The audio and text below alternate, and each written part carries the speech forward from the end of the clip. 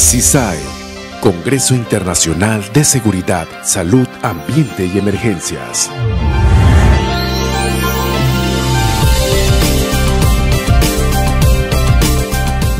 Un encuentro de gente buena y profesional, donde se promueven acciones preventivas y temas de gran interés referentes a gestión de riesgos laborales, seguridad integral, liderazgo, innovación, proactividad, conservación ambiental, atención de emergencias, desastres y mucho más.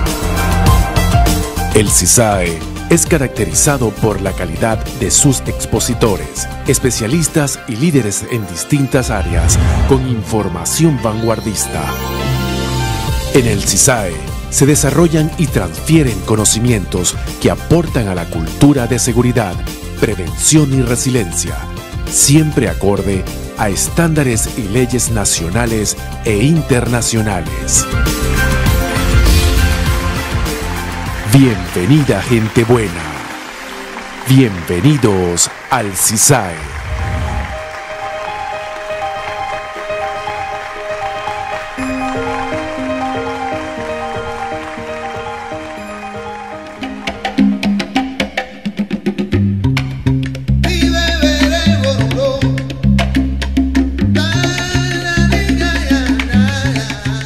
Patria es una palabra muy grande. Para algunos solo 6 letras, para otros toda la vida. Como dice la canción, la patria es la unión de tantas cosas buenas.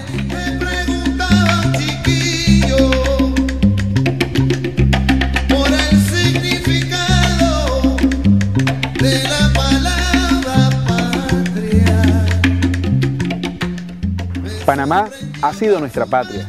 Es un suelo bendito donde nacieron mis hijas, Mariana y Manuela. Es un sitio que nos ha brindado hogar, el hogar que tanto anhelamos, el hogar que tanto queremos. Panamá es nuestra patria.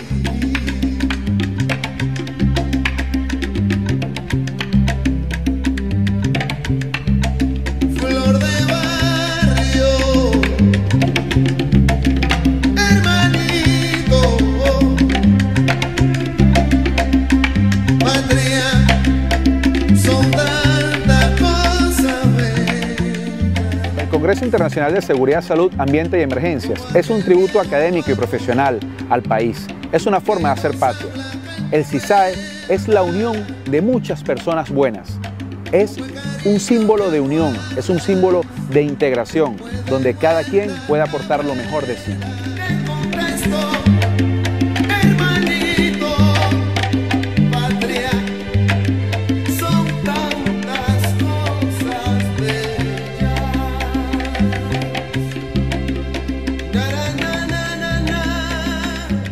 Gracias Panamá, gracias gente buena, gracias a cada persona, a cada organización que ha confiado en nosotros. Gracias a todas aquellas personas que de forma directa o indirecta han creído en nosotros, han confiado en el CISAE. Gracias Panamá, gracias patria, gracias gente buena.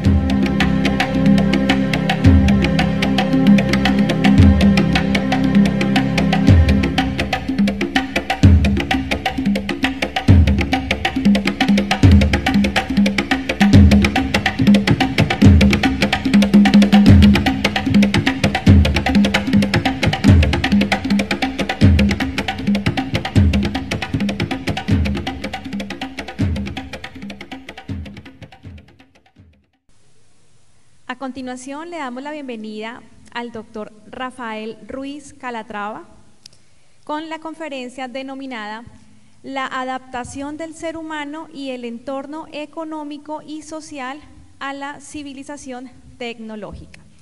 El doctor Rafael Ruiz Calatrava, entre sus títulos universitarios se resaltan: graduado social, titulado superior en Relaciones Industriales, licenciado en Ciencia del Trabajo, licenciado en Derecho, doctor ingeniero industrial por la Escuela Politécnica Superior de la Universidad San Pablo, de Madrid en Seguridad y Salud en el Trabajo, área de Psicosociología Industrial con sobresaliente cum laude. En su portafolio laboral se ha desempeñado como presidente del Consejo General de Relaciones Industriales y Ciencias del Trabajo de España, miembro de la Junta Directiva y líder del Grupo de Riesgos Psicosociales de la Plataforma Española en Seguridad Industrial. Director de Programas y Proyectos Cooperativos de la Mutua de la Seguridad Social, Umivale. Director General de Alventis Consultoría S.A. Director del Área Técnica de Prevención del Grupo BBVA. El doctor Rafael Ruiz Calatrava actualmente trabaja como Director de Cátedra de Prevención de Riesgos Laborales y Salud Pública de la Universidad de Córdoba, UCOI. Subdirector del Instituto Universitario Universidad Empresa y DIGE de la Universidad a Distancia de Madrid, UDIMA. Con ustedes, el doctor Rafael. Bienvenido, doctor. Muchísimas gracias. Bueno, yo lo primero que les voy a decir es que estoy orgullosísimo de estar aquí en Panamá. Es la tercera vez que vengo y conozco un poquito Panamá, no sé, Colón, Portobelo, el Valle de San Antón, en fin, Taboga. Y la verdad es que me siento muy orgulloso y muy a gusto por estar aquí con ustedes. Mi conferencia, que tiene este título, y no voy a perder mucho más tiempo porque si no se me va eso que dicen los clásicos tempo Fuji. Yo no le voy a hablar de prevención, le voy a hablar de otra cosa que creo que es más interesante. Le voy a hablar de filosofía, de la situación actual que tiene el mundo, hacia dónde vamos y qué se me ocurre que se puede hacer.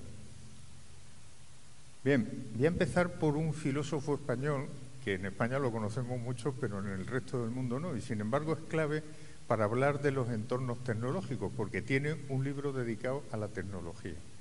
Y hace una abstracción que yo creo que es muy interesante conocer, porque es la clave del por qué los seres humanos somos tan aficionados a esto de las maquinitas tecnológicas.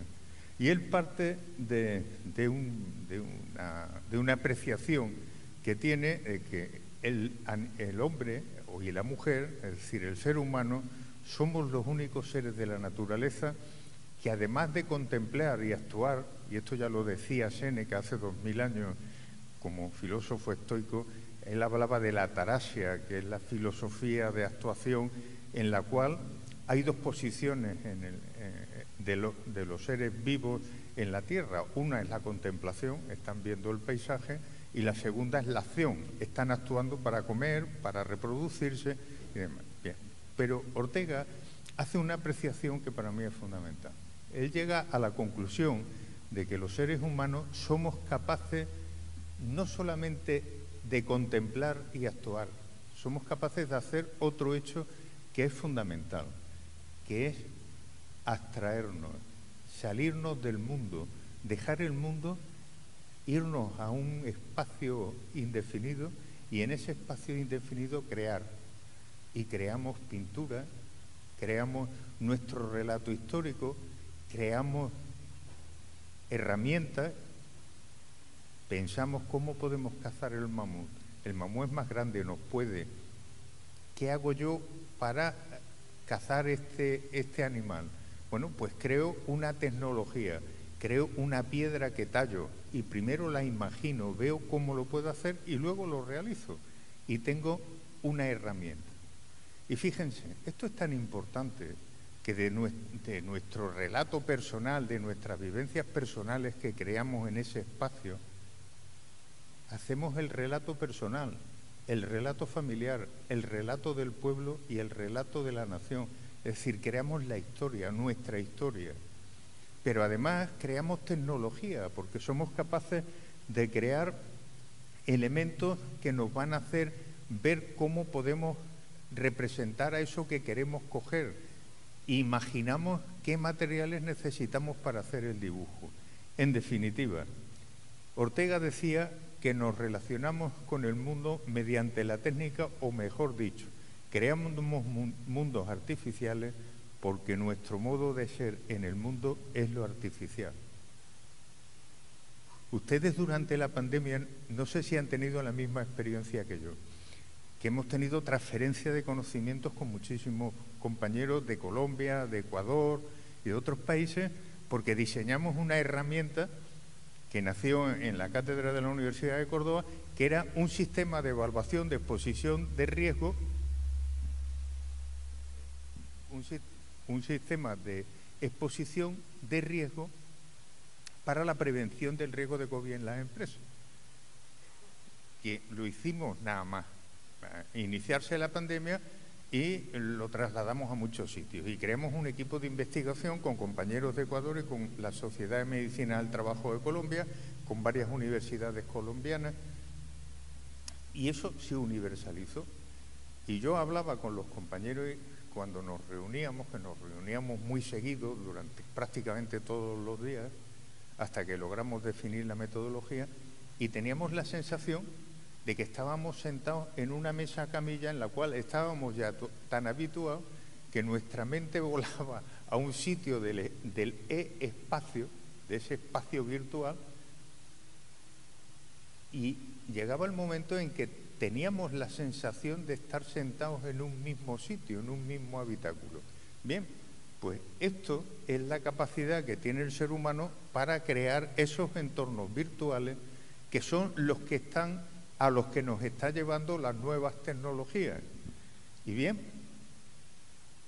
si se fijan, voy a ser muy rápido con esta transparencia, la revolución agrícola inglesa está en 1600, la revolución industrial en 1700, la segunda revolución en 1800, la revolución verde, que no es ecologismo, es la producción masiva del mundo agrícola a través de los abonos químicos y de los productos insecticidas que permiten un aumento de la producción.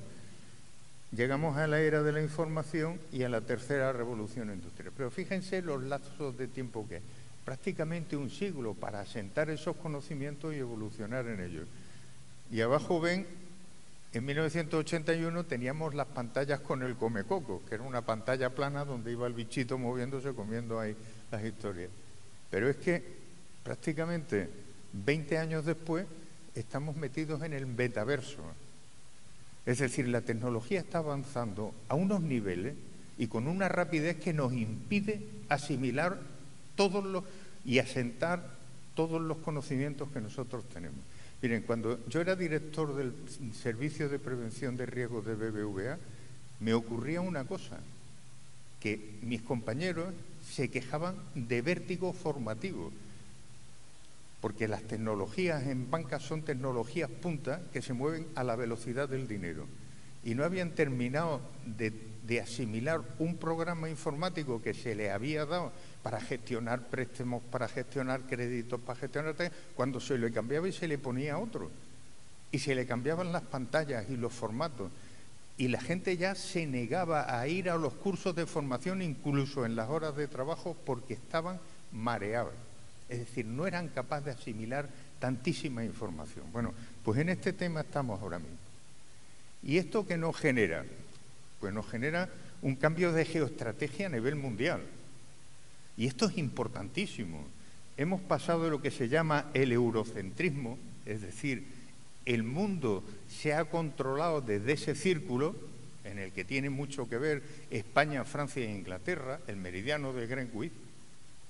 ¿Por qué? Porque éramos los tenedores de la tecnología y por tanto no importaba mucho si los demás, el peso específico que tenía la población del resto del mundo. Nosotros teníamos la tecnología y con esa tecnología dominábamos el mundo. Bien, ¿qué ocurre? Pues que ahora esto ya no es así. Hay un hecho que es esencial, que es la revolución japonesa, en la cual pasan de la época medieval, de los samuráis, pasan a las nuevas tecnologías en un salto. Y además lo hacen muy bien, porque no investigan, copian, implantan y a partir de ahí investigan. Y llegan ¿a qué? A quitarle el monopolio tecnológico a Occidente. Ya no tenemos el monopolio tecnológico. Y por tanto, Occidente, es decir, lo que conocemos como Europa, empieza a tener en el mundo el peso específico que le da el que su población y su Producto Interior Bruto. Y el Producto Interior Bruto, ¿cómo lo calculamos? A través de la población y de la renta que somos capaces de generar per cápita. ¿Y qué ocurre?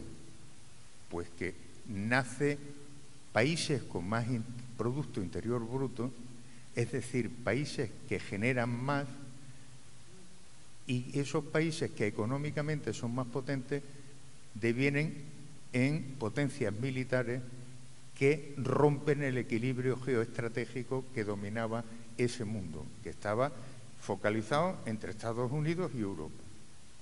Bueno, ahora tenemos otras potencias, como puedan ser China, que cuando dicen que China es una potencia emergente, miren ustedes, yo estaba en China y si eso es una potencia emergente, pues yo soy, no sé, iba a decir la Macarena, pero no procede. Es decir, es un portaaviones con todas sus historias, con una potencia económica, industrial, agrícola y en todos los sectores espectacular.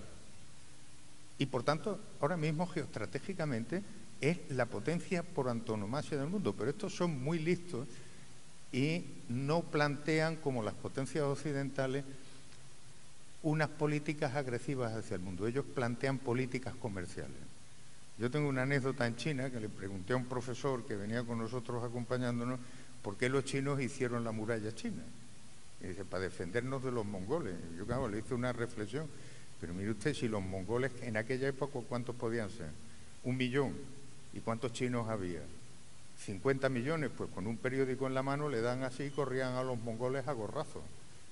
Y me dijo, no, es que está usted equivocado, es que nosotros no hicimos eso para defendernos de los mongoles, nosotros hicimos eso para defender nuestra vía arterial de comunicación, que era la ruta de la seda. Si los mongoles entraron y fueron emperadores nuestros, si ese no es el tema. O sea, nosotros lo que queremos defender es el comercio. Bien, pues en esa estamos, que China se comerá al mundo. Decía un profesor español que se llama Tamame, que es un gran economista, en un libro que publicó hace ya 30 años, que Europa, por esta época, en 2050, decía él, será un parque temático donde irá la gente como van a ver Walt Disney y demás, ¿no? Es decir, en este caso a ver monumentos, a ver iglesias y eso. Y no le falta razón. Bien, pues ¿cuál es la situación actual que tenemos? La situación actual que tenemos es que hemos pasado una pandemia, que vienen otras pandemias, que es el H1N1, que es el virus de la fiebre porcina, que tenemos la gripe aviar, que tenemos la resistencia a los antibióticos y que tenemos pues un panorama un poco complejo. Que existe en el mundo hambruna y desnutrición en muchas zonas del planeta. Que tenemos una serie de conflictos con una militarización progresiva de la sociedad. Piensen que en Europa tenemos ahora mismo metida una guerra por detrás, que está ahí en Ucrania, y además con posibilidad de extenderse desde la zona del Mar Negro hasta prácticamente el Mar Báltico, porque ahí hay un germen que es preocupante, porque ahora Putin ha mandado desplegar las armas tácticas nucleares en Bielorrusia. Tenemos una central nuclear de Zaporilla, que es la mayor central nuclear del mundo, con 8 reactores, que si Chernóbil, que está allá al lado, fue un desastre, pues nos imaginamos qué es lo que puede pasar con el tema este, ¿no? Y por otro lado tenemos un tema que es universal, que es el cambio del calentamiento global, que nos está llevando a climas extremos. Es decir, como aparecía en el chiste, ¿cuál será la siguiente? COVID, guerra de Ucrania, inflación y demás. Es decir, estamos en una situación ahora mismo pues que el mundo está cambiando y además estamos metidos en la tercera revolución industrial, en eso que se llama el 4.0, pues que nos está desestabilizando. ¿Y qué ocurre? Que la aplicación de las nuevas tecnologías está cambiando nuestros paradigmas. Antiguamente, ¿qué era lo que teníamos? Que el espacio-tiempo estaba marcado por el tiempo que tardábamos en llegar a un sitio, es decir, era el concepto de Kant. Bueno, pues ahora estamos en otro tema. Las nuevas tecnologías crean un espacio-tiempo global en el cual virtualmente nos manejamos a una distancia. Y lo que hacemos es que estamos muy cerca de los que están lejos y estamos muy lejos de los que están cerca. nuestros niños y nosotros mismos estamos con la maquinita, estamos aquí, pero no hablamos con el que está al lado, pero estamos hablando con uno que está a 2000 kilómetros. Bueno, pues esto es un cambio que afecta a la realidad de nuestras relaciones. ¿Y qué más? Bueno, pues que antiguamente teníamos una pirámide en la que iba desde cubrir nuestras necesidades fisiológicas, nuestras necesidades de seguridad, las relaciones sociales, la estimación y el reconocimiento. Y yo a esto le he metido dos historias por ahí abajo, que son la wifi y la batería del móvil, porque tú tendrás todo el reconocimiento del universo, pero como vayas y te quedes sin batería, te has jorobado. Y si no te funciona el wifi, estás perdido. Con lo cual quiere decir que esto nos transforma el espacio que nos movemos, que ya no es aquel que están ahí, que están hablando entre ellos, sino se ha generado un nuevo espacio que son las pantallitas en las cuales das clases. Yo muchas veces le digo a mis alumnos cuando están eso, apagan todos la pantalla cuando estoy hablando, y de vez en cuando les digo, manifestaros y encender la pantalla a ver si estáis ahí, porque me da la sensación de estar hablando al vacío, ¿no? ¿Y qué más nos damos? Pues que se ha transformado el tiempo. Ya no vivimos en un tiempo lineal que va avanzando las horas, ya nos movemos por el tiempo de una manera extraordinaria. Y le cuento, porque estoy en ese proyecto, en la Plataforma Europea de Seguridad Industrial, en la que ya en el acelerador de partículas de Lyon se ha demostrado que es posible la transmisión de un átomo a otro sitio sin trazar trayectoria. Es decir, va desde A hasta B, pero sin trazar ni una línea recta, ni una línea quebrada, ni una línea curva. ¿Y cómo ocurre eso? Porque el átomo está aquí, pasa a otra dimensión que está aquí y vuelve a la dimensión en la que estaba. No sé si se darán ustedes cuenta de la importancia que tiene esto, que a mí me produce hasta repeluzco, porque se transforma nuestro movimiento en el tiempo. Podemos ir hacia adelante y hacia atrás, podemos viajar en el tiempo. Y además, ¿qué más? Se ha transformado el conocimiento, se ha popularizado el conocimiento, se ha generado el conocimiento. Antiguamente el conocimiento estaba confinado en los monasterios, en los escritores, en los amanuenses. Esta información me la dio mi mujer. En la época de Rubens, un libro en Amberes costaba lo mismo que una casa de 3 pisos. ¿Quiénes podían tener el libro? Pues solamente los potentados. Hoy en día, ¿qué es lo que ocurre? Que somos incapaces de llegar a los libros que nos mandan los amigos a través de Internet en los WhatsApp. Con lo cual, ha cambiado el tema, el conocimiento se ha transformado. Y además, estamos acostumbrados a vivir en unas comunidades que son comunidades virtuales y a lo mejor a los vecinos de nuestra casa ni los conocemos. Pero sin embargo sí conocemos a gente, pues no sé, en Japón, en la India, en Ecuador, en Colombia, en Paraguay. Es decir, nuestra vida se ha socializado de otra manera. Bueno, no le entro a explicar cuáles son las redes más comunes, porque seguro que todos ustedes saben mejor que yo cuáles son las redes más comunes y no voy a perder tiempo. Pero ¿qué ocurre? Que con la inteligencia artificial hay un elemento esencial que lo definió Barry Smith, que dice que los datos son a la inteligencia artificial lo que la comida a los humanos. Es decir, contra más comemos, más inteligencia, en este caso más gordos nos ponemos. Bueno, pues esto es engordar la inteligencia artificial. Aquí tienen ustedes cuántos datos se producen en los distintos elementos en un día. Y se produce más información que en toda la historia de la humanidad. ¿Y qué ocurre? Pues que somos incapaces de digerirla. Y con la llegada del 5G se produce un aumento del número de dispositivos conectados, que pasa a ser un 50% desde 2010. Se crea un mundo más digital. Se crea una tasa de crecimiento anual de los datos. Se produce un aumento exponencial de los datos y esto está llevando a constantes avances de la inteligencia artificial. Es decir, la inteligencia artificial sabe cada día más. ¿Por qué? Porque le suministramos cada día más datos. ¿Y por qué la inteligencia artificial va a persistir y se ha quedado con nosotros? Pues por una razón muy sencilla, porque se ha integrado en la economía, como van a ver ustedes en las próximas transparencias. Pero aparte de eso nos ayuda a automatizar tareas, a resolver problemas de la industria y del trabajo. Hace un proceso de autoaprendizaje y tiene una difusión innovadora, que ahora van a ver porque impulsa la capacidad de innovación a medida que va penetrando en la economía, que eso cambia total y absolutamente los procedimientos de crecimiento económico. ¿Por qué? Mire, antiguamente el crecimiento era capital más trabajo más producto total de factores, crecimiento. Hoy en día ya no funciona así. Es capital más trabajo más producto total de factores más nuevas tecnologías o inteligencia artificial, como quieran llamarla, que es un híbrido del capital que hace falta para implementar las nuevas tecnologías y el trabajo que producimos con esas nuevas tecnologías. Y esto nos lleva a un crecimiento exponencial, como van a ver ustedes aquí. Miren, y además hay otro factor, que es el envejecimiento del mundo.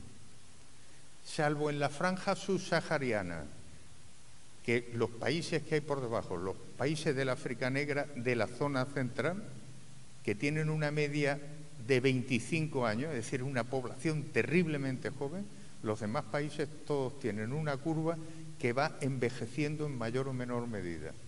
Y eso dificulta la generación de la mano de obra y la captación de mano de obra.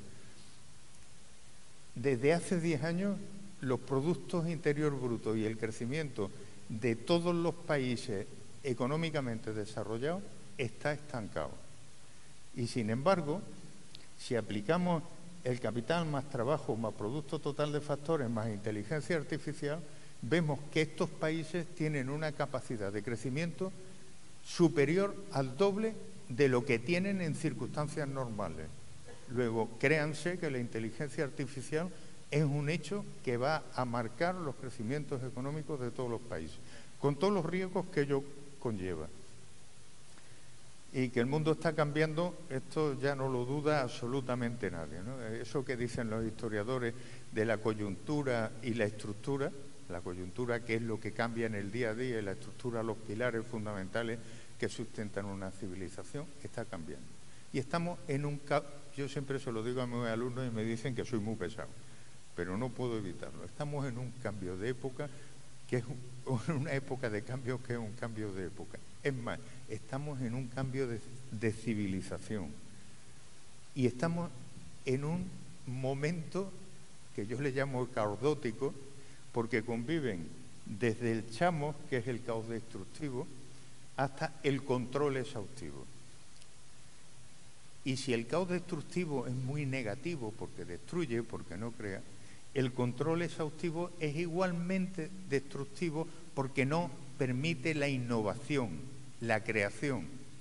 Y nos tenemos que mover en la situación en que estamos hoy en día entre el caos y el orden. Y aquí, en ese espacio, en ese subconjunto que se crea ahí, en esa intersección de los dos subconjuntos, es a donde se crea la innovación y la creatividad de las personas. Por tanto, tenemos que estar en este espacio de innovación y tenemos que tener la preparación para manejarnos en el caos, en el orden y en la diversidad.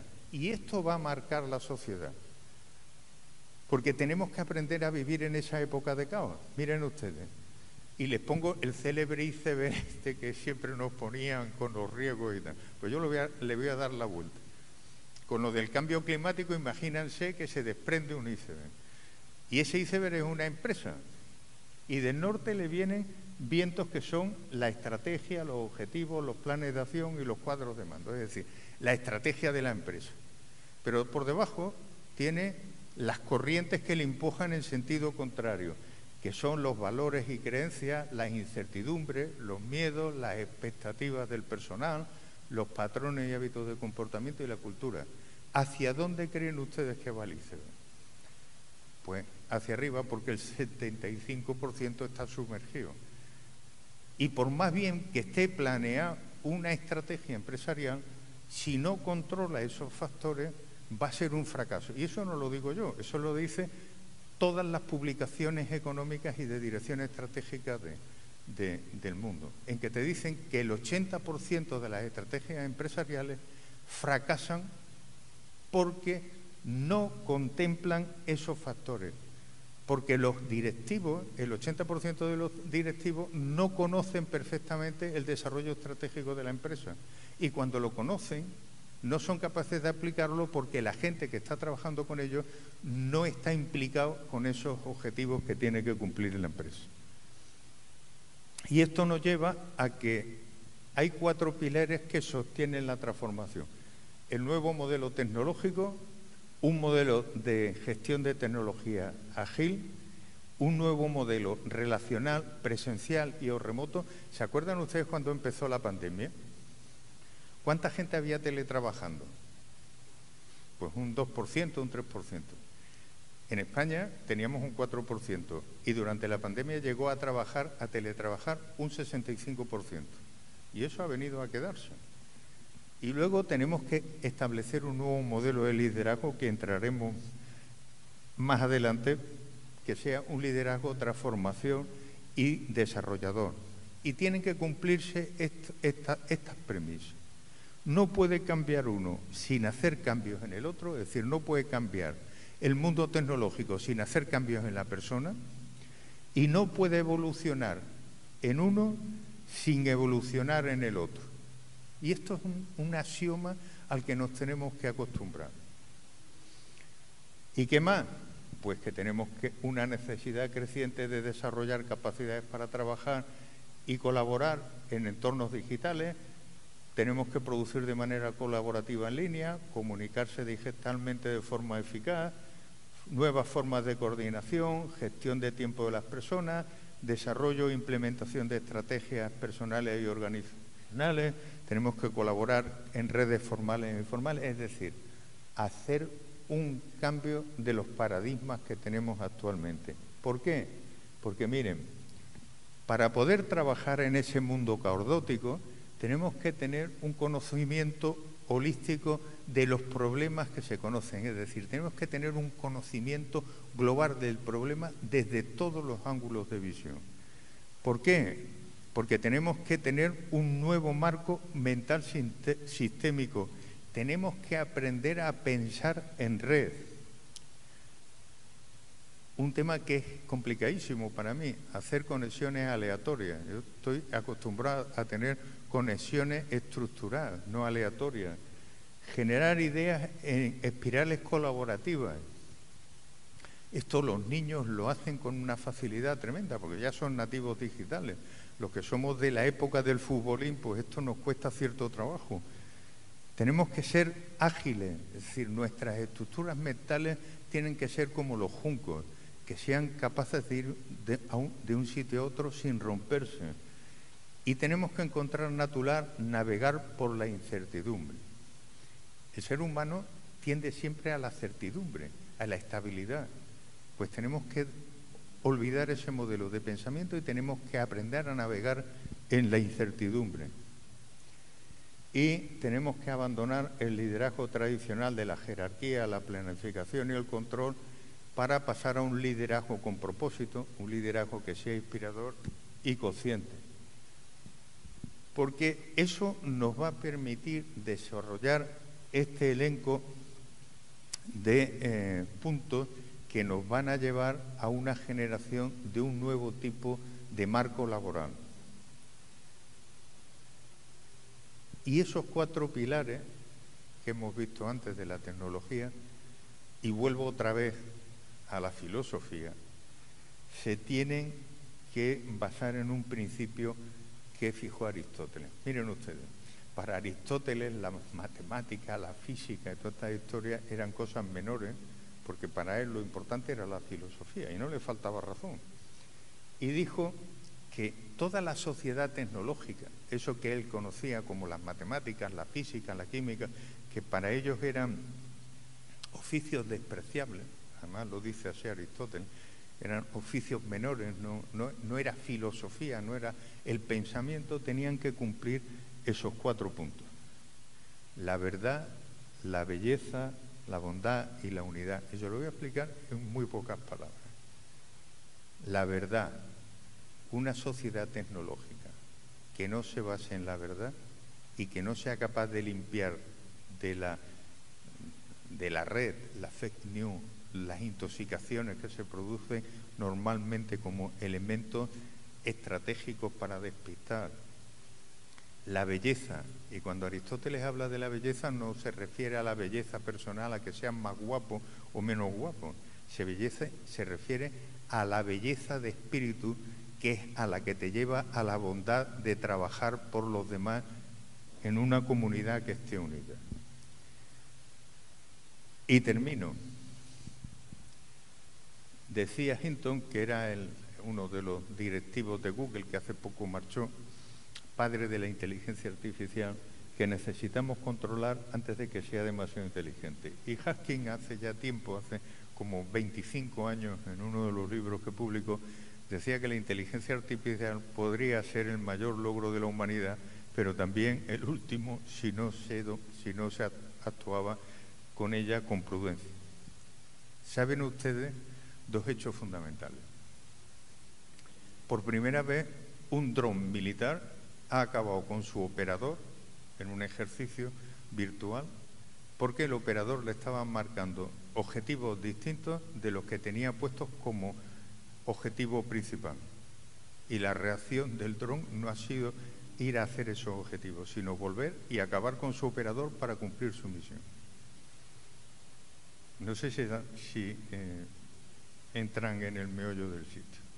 Y ayer, gracias a Dios, hay que decir, el Parlamento Europeo aprobó la primera ley de control de desarrollo de la inteligencia artificial, que era tremendamente necesario. Bueno, ha sido el primer, yo estoy seguro que esa ley, que ha sido una ley de consenso, que han tardado 4 años en hacerla, los 27 países se han puesto de acuerdo en un tema, que hay que controlar qué es lo que se hace con la inteligencia artificial y qué efectos va a tener sobre la sociedad, porque nos estamos jugando, yo creo, que es la supervivencia de la especie. Yo quiero ser muy optimista porque siempre tiendo a ser optimista y creo que la inteligencia artificial va a ser un factor muy beneficioso para la humanidad, que va a cambiar los tipos de trabajo que hay, las mentalidades, los oficios, y que va a suponer una revolución positiva para la humanidad. Pero no podemos perder de vista estos temas que han pasado, porque además el tema de los drones no es lo primero que pasa. Ya hay sitios donde han tenido que tirar de la clavija eléctrica de los ordenadores porque se estaban comunicando entre ellos con lenguajes encriptados que los operadores no conocían. Y han tenido que hacer parones en seco para evitar esos temas. Con lo cual quiere decir que estamos jugando con una cosa que puede ser muy beneficiosa, que puede ser tremendamente positivo para el desarrollo de la humanidad, pero que no deja de tener, como todas las cosas en esta vida, cierto riesgo que puede llevarnos a escenarios en que sean el chamo, el caos total y absoluto que destruya nuestra civilización, por lo menos tal como la conocemos. Y ya con esto, pues muchísimas gracias por su atención. Siento no haberle hablado de prevención, aunque es prevención, y gracias.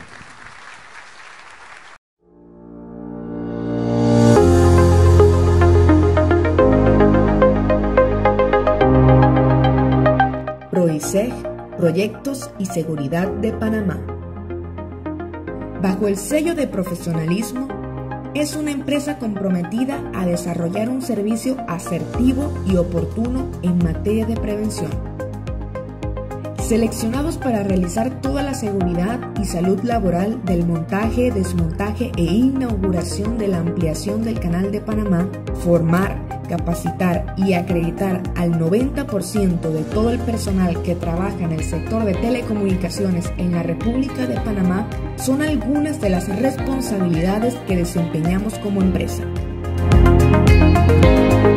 Proyección y planificación es el futuro seguro. Por eso, la seguridad es un valor que promovemos.